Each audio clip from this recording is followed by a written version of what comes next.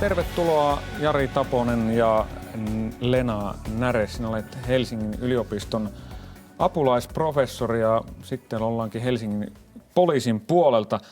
Ennen kuin mennään tuohon Suomen tilanteeseen, niin puhutaan Ruotsista. Maanantai-iltana siellä roihahti Rinkebyn lähiössä, mellakoitiin. Aloitetaan Jarista. Mistä se mielestäsi johtui?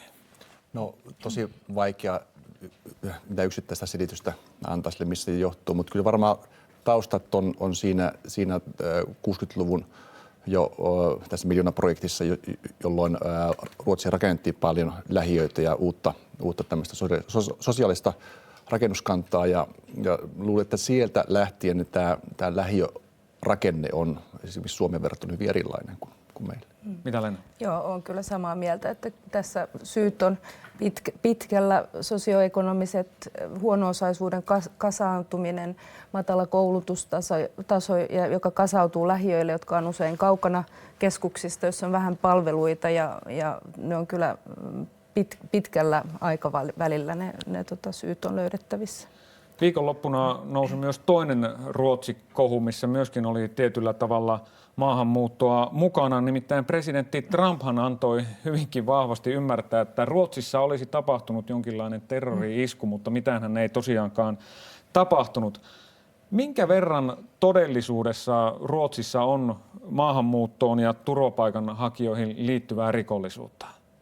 No joo, taas on tietysti hankala näin suomalaisena arvioida tai suomalaisena viranomaisena arvioida naapurimaan tilastoja ja tilannetta, mutta noin ylipäätään voi sanoa, että Pohjoismaat ovat aika rauhallisia maita ja pohjoismainen rikollisuus on hyvin vähäistä verrattuna vaikka eurooppalaiseen tai sitten yleismaailmallisesti. No, mutta jos vertaillaan Suomea ja Ruotsia, minkälaisia eroja?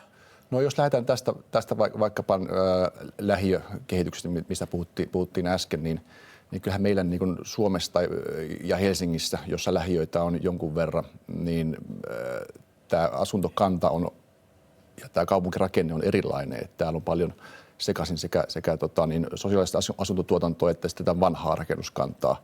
Ja sitten myöskin kun uutta rakennetaan, niin pyritään siihen, että kaikki sekoitetaan niin, että ei pääse syntymään mitään erilaisia maailmoja tai erilaisia toisistaan erillään olevia asuinalueita, joista ruvetaan sitten elämään oikeastaan omaa elämäänsä. Selittääkö tämä, Leena, koko tämän tilanteen? No mä kyllä osittain ja kiinnittäisin huomiota tietysti myös ihan tällaisiin yleisiin, mitä me kotoutumiseksi kutsutaan täällä, eli mikä kaikki edistää kotoutumista, eli työllisyyden ja koulutustason lisääminen ja osallisuuden tunteen niin kuin vahvistaminen varsinkin nuorten keskuudessa. Että nythän näissä Ruotsin mellakoissa ei ole kysymys, ei näissä uusimmissa, mutta ei niissä parin vuoden takaisissakaan ole sisänsä maahanmuuttajista, vaan usein Ruotsissa syntyneistä maahanmuuttajataustaisista nuorista. Että heillä on siis tätä osattomuuden tunnetta, joka on hyvin syvällä. Periytyykö se jollakin tavalla? Kyllä näin katsotaan, että tämä periytyy usein osattomuus, huono-osaisuus siis periytyy ihan niin kuin tutkimusten mukaan, että se voi olla monessa polvessa esimerkiksi työttömyyttä ja osattomuutta, että sieltä ne ratkaisut myös sitten näihin mellakoihin ja väkivaltaan ja muuhun niin kuin löytyy. Mitä ne voisi ne ratkaisut olla? No juuri ihan tämmöistä työvoimapoliittista, koulutuspoliittista, osallisuuden järjestötoiminnan lisäämistä, kaiken syrjinnän vähentämistä tietenkin, että kaikilla nuorilla pitäisi olla ihan samanlaiset mahdollisuudet osallistua yhteiskuntaan huolimatta heidän taustoistaan. Jos voisin lisätä tuohon vielä, että nimenomaan jos me näihin juurisyihin lähdetään, niin on nimenomaan nämä Leenan mainitsemat juurisyyt tällaiseen kehitykseen, että kyllä me täytyy täällä pitää huoli nyt sitten siitä, että me otetaan ne, ketkä täällä asuu, niin otetaan kaikki mukaan eikä suljeta ketään ulkopuolelle. Mennään ihan hetken kuluttua katsomaan meidän kirjeenvaihtajan juttu tuolta Ruotsista, ja sen jälkeen ruvetaan keskittymään siihen, että miten turvapaikanhakijat näkyvät täällä Suomessa meidän rikastilastoissa, mutta katsotaan ensin tosiaan kirjeenvaihtajamme juttu Ruotsin jengisotien seurauksista ja niiden torjumisesta.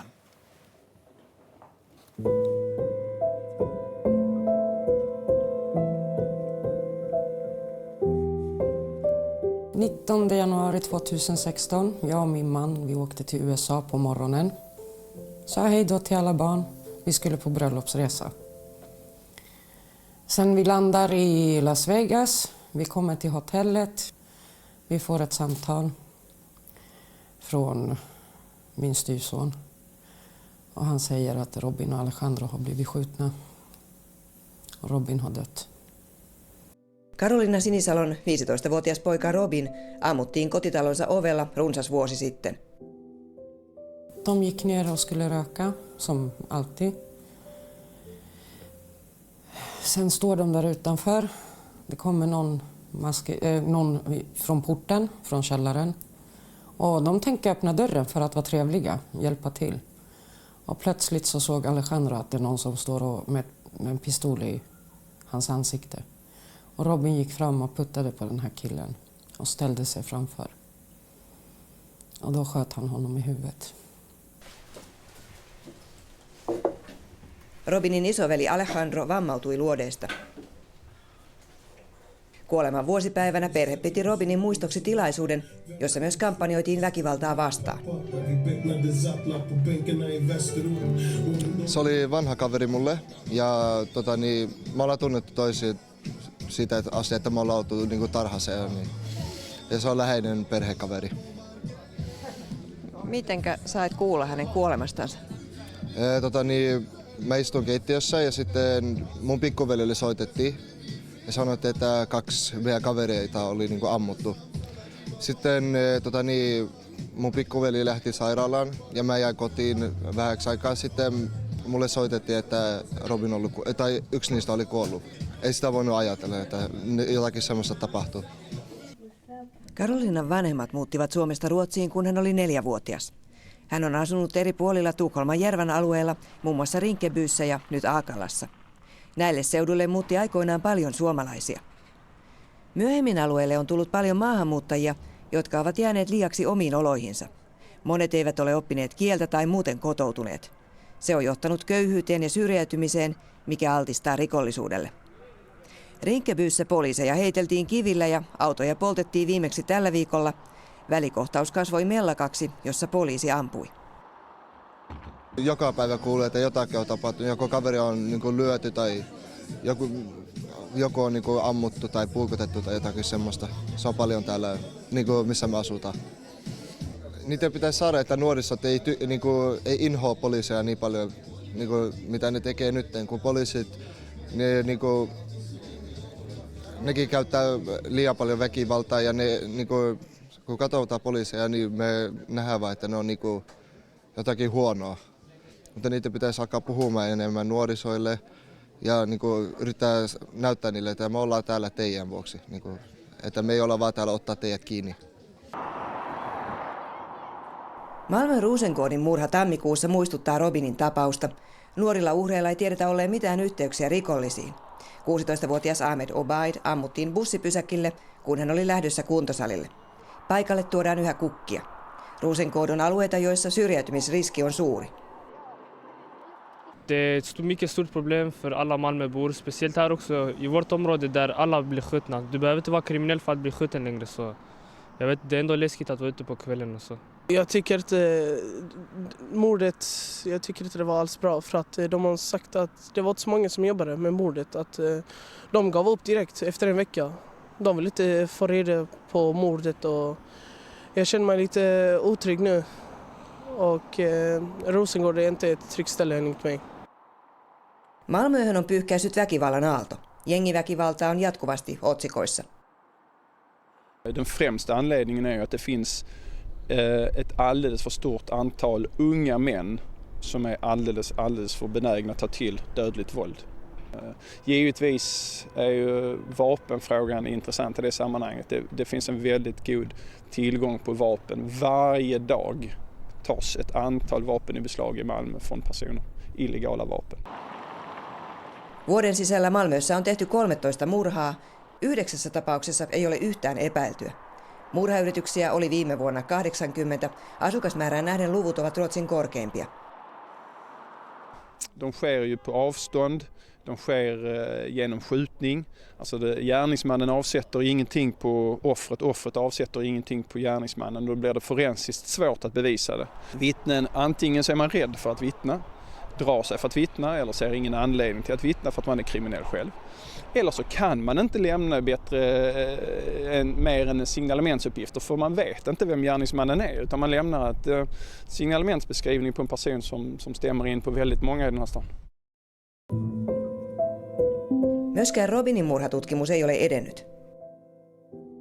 Man börjar misstänka allt och alla. Alltså till och med familjemedlemmar. För när man inte vet, då flyger fantasin iväg. Alejandro, jag vet att han har försökt komma fram till varför. Vi har försökt sätta ihop pusslet, men det funkar inte.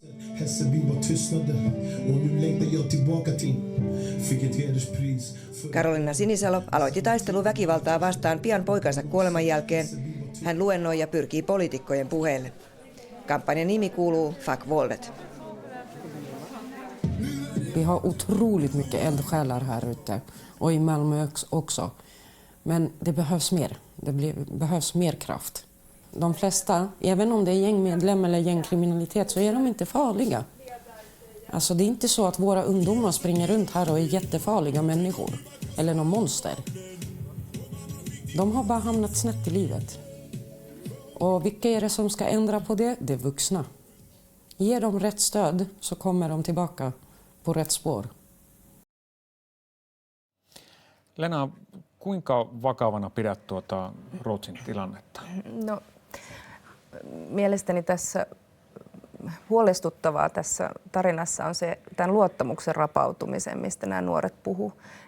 Ja se on sellainen kysymys, jota niin kuin on hyvin vaikea tavallaan palauttaa. Tai että siinä varmaan tarvitaan just poliisin, mutta nuorisotoimen kanssa yhteistyötä ja näin, että niin kuin ratkaisut eivät ole yksinkertaisia ja ne ei varmaan löydy siitä, että takavarikoidaan aseet, vaan että siinä mielessä se on huolestuttavaa, koska ratkaisut on vaikeita. Pitäisi palauttaa luottamus. Jari, Lena sanoi tuossa, että hän pitää huolestuttavana sitä, että nuorilla on selkeästi niin kuin esimerkiksi poliisia kohtaan mennyt luottamus. Mitä sinä ajattelet siitä? Niin oikein se kertoo siitä, että nuoriso on turhautunut ja sitten jos nuoriso tai kuka tahansa tuntee, että heitä kohdellaan epäoikeudenmukaisesti, niin se pahimmillaan johtaa siihen, että tämmöistä yhteiskuntavastaisuutta ilmenee. Minkälaisia neuvoja antaisit kollegoille tuonne Ruotsin puolelle? No tietysti sinne jalalle, kadulle ja tapaamaan näitä nuoria ja ihmisiä. Se on sen poliisin puolelta niitä ainoita tehtäviä, mitä tuossa on tehtävillä, ja yrittää rakentaa sitä luottamusta heihin. Suomessa ei ole havaittu merkittävää etnisten rikollisjengien rikollisuutta, eikä myöskään maahanmuuttajien järjestäytynyttä rikollisuutta. Mistä tämä johtuu? No, meillä tietysti hyvin erilainen, jos verrataan Ruotsiin, niin erilainen tilanne ja tietysti maahanmuuttajamäärätkin on yksi selittävä tekijä. Jos puhutaan maahanmuuttajien tekemistä rikollisuudesta absoluuttisesti, niin meillähän on paljon vähemmän maahanmuuttoa kuin Ruotsissa. Se on tietysti yksi selkeä asia. Mutta se, että mistä aiemmin jo puhuttiin, niin kyllähän me pyritään siihen, että kaikki otetaan mukaan ja tämmöiseen sosiaaliseen koheesioon. Et meillä ei oikeastaan varaa siihen, että joku tuntee itsensä ulkopuoliseksi. Onko tässä onnistuttu? Joo, kyllä mä näkisin, että me ollaan siinä mielessä tietysti onnekkaita, että me ollaan voitu myös oppia Ruotsin niin kuin näistä virheistä, kun siellä on maahanmuutto ollut pitempään, tai virheistä, mutta näistä haasteista ja tavallaan toivottavasti jatketaan sillä tiellä, että pyritään niin kuin välttämään just esimerkiksi tämmöisten homogeenisten lähiöiden syntymistä ja sitä huono-osaisuuden kasautumista. Hyvä. Jatketaan teidän kanssa nimenomaan Suomesta. Nimittäin osa suomalaista vastusti turvapaikanhakijoiden saapumista Suomeen ja perusteluna käytettiin nimenomaan sitä, että he lisäävät rikollisuutta. Katsotaan seuraavaksi vuoden 2016 rikostilastoja. Turvapaikanhakijoiden määrän kasvu herätti monenlaista huolta. Uhkakuvia maalaamaan syntyi uudenlaisia verkkosivustoja ja katupartioita. Poliisistakin varoiteltiin, että rikollisuus lisääntyy. Mitä kertovat sitten poliisin viime vuoden rikostilastot? Ulkomaalaisten osuus rikoksista epäiltyjen joukossa on viime vuosina laskenut, Helsingissä jopa reippaasti. Sen sijaan viime vuonna ulkomaan kansalaisia oli entistä enemmän asianomistajina rikosepäilyissä. Kun tilastoja katsotaan rikosryhmittäin, kuva on hieman toisenlainen. Useimmissa muissa rikoksissa ulkomaalaisten epäiltyjen osuus on kutakuinkin ennallaan, mutta seksuaalirikoksissa osuus kasvoi. Turvapaikanhakijoiden osalta poliisin tilastot eivät ole aivan täysin vertailukelpoisia. Heitä epäiltyjen joukossa oli joka tapauksessa vain murto-osassa rikoksista.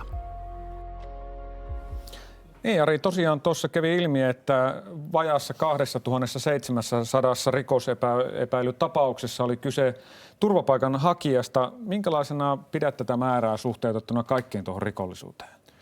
No ensiksi tietysti pitää avata se, että mitä tarkoittaa tilastoitu rikollisuus. Se, mikä poliisin tietoon tulee, että se on yksi osa kokonaisuudesta. Jos ajatellaan jäävuorta, niin sitä huippu on se, mikä poliisille tulee tietoon. Ja kaikki loppu rikollisuus on piiloon jäävää. Ja se esimerkiksi asianomistajien ilmoituskynnys, jos he ilmoittaa tietystä rikoksesta paljon poliisille, niin nämä tulee tietysti tietoon. Myös poliisin valvonta on yksi, mikä vaikuttaa siihen, että jos esimerkiksi tehdään ulkomaalaisvalvontaa, niin sitä kautta tietysti tulee ulkomaalaista rikollisuutta esiin. Ja sitten myöskin lakimuutokset on yksi sellainen asia, mikä aika isojakin heittoja saattaa tehdä niin kuin lyhyellä aikavälillä. No tarkoitatko nyt tässä määrässä tämä 2700, niin onko se nyt mielestäsi sitten todellisuudessa suurempi vai pienempi? No siis todellisuudessahan se on suurempi kuin mitä tuo 2700, koska se on meidän tietoon tullutta rikollisuutta, mutta niin kuin sanottu, niin moni asia siihen vaikuttaa, että sitten pitkälle meneviä johtopäätöksiä ei voi tehdä, mutta en pidä suurena lukuna.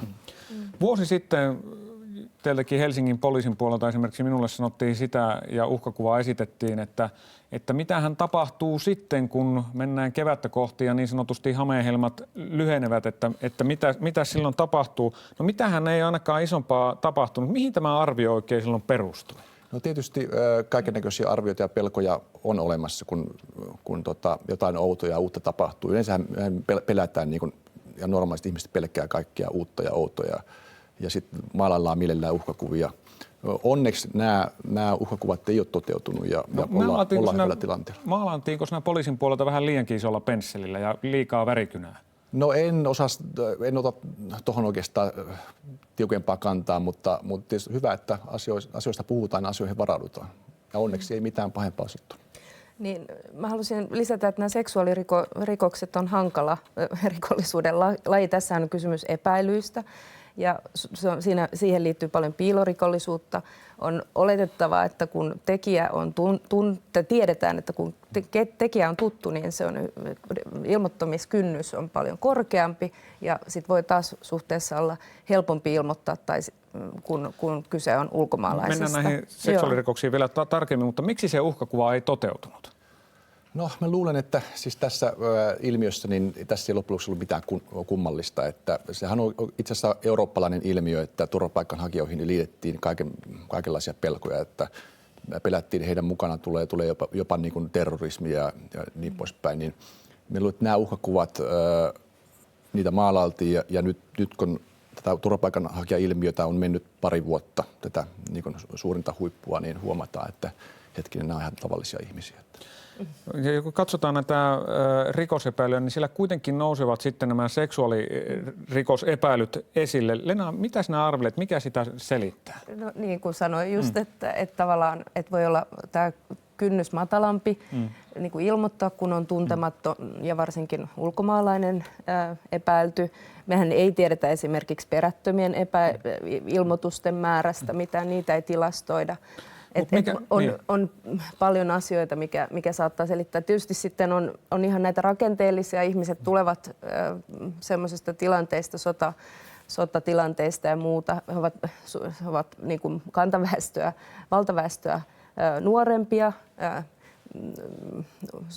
Mun mielestä sukupuolijakaumakin on, että suuri osa tänne tulleita olivat nuoria miehiä. Eli nämä kaikki tietysti pitäisi suhteuttaa sitten, jos verrataan vaikka kantaväestön ja turvapaikanhakijoiden näitä määriä. Voisin nopeasti sen verran, että puhutaan paljon, julkisuudessa puhuttu sitä, että joku tietyt ryhmät käyttäytyy seksuaalisesti erilaisesti. Mä en usko siihen itse, vaan se, että mikä tulee tietoon, niin se ehkä korostuu nyt tässä turvapaikanhakijoiden ja ulkomaalaisten kohdalla. Se ehkä korostuu siitä nimenomaan, että ilmoituskynnys niistä tuntemattoman tekemistä seksuaalirikoksista on paljon matalampi kuin sit tuttujen tekemästä seksuaalirikollisuudesta. Se, että mitä kotona tapahtuu tai tuttujen kesken, niin siitä ei poliisille ilmoiteta. Enemmänkin sitten, jos tekijä on tuntematon taikka Taikka sitten myöskin yksi, mikä on, jos vammoja tulee, niin sehän on yksi niin kuin kaikessa väkivaltarikollisuudessa semmoinen, mikä laskee ilmoituskynnystä. Mutta jos verrataan vaikkapa kouluterveyskyselyihin viime vuodelta, niin joka vuosi niin noin 5 000 nuorta kouluikäistä, lukioikäistä, ammattikouluikäistä joutuu seksuaalisen väkivallan uhriksi. Ja nyt me puhutaan aika pienestä määrästä kokonaisuudestaan, mitä poliisin tietoa. Eli tässä piilorikollisuuden osuus on todella iso ja siitä tilastoidusta rikollisuudesta me ei voida tehdä kovin pitkälle meneviä johtopäätöksiä. Mutta jos ajatellaan ihan tilastoja, jos katsotaan nyt, niin uhrina ulkomaalainen Suomessa, niin tämä tilasto on noussut, puhutaan noin 14%. Meillä oli niitä vastaanottokeskusiskuja ja kaikkia tällaisia. Mistä tämä johtuu? No, kyllähän tämä tilanne on valitettavasti lisännyt just rasistisia rikoksia ja ollaan niin kuin valitettavasti näin on, että näkyy tutkimusten mukaanhan on usein niin, että rikollisuudessa tekijät ja uhrit ovat samoja henkilöitä, että ne, jotka joutuvat uhriksi, myös tekevät, ja tämä on myös kantaväestön kohdalla näin. Ja nyt näkyy myös sitten niin, että ulkomaalaistaustaisen tai ulkomaalaisten kohdalla on myös näin, että rikollisuus tavallaan keskittyy. Onko tässä myöskin sitä riskiä, että meillä äärioikeisto nyt tekee näitä iskuja lisää kohdistettuna esimerkiksi turvapaikanhakijoita? No joo, siis ehkä mä en ole niin huolestunut sitä ihan järjestäytyneestä äärioikeistosta, mutta enemmänkin siitä ilmapiiristä, mikä ehkä tällä hetkellä on Suomessa, että tämmöinen toivottavasti tämä vihan ilmapiiri lähtee niin tässä lientymään, mutta siinä vihan ilmapiirissä tehdään helposti sitten myöskin viharikoksia ja ne kohdistuu sitten valitettavasti vähemmistöön. Kiitoksia teille tästä ja toivotaan, että viha laantuu. Me jatketaan eteenpäin. Seuraavaksi matkataankin Lahden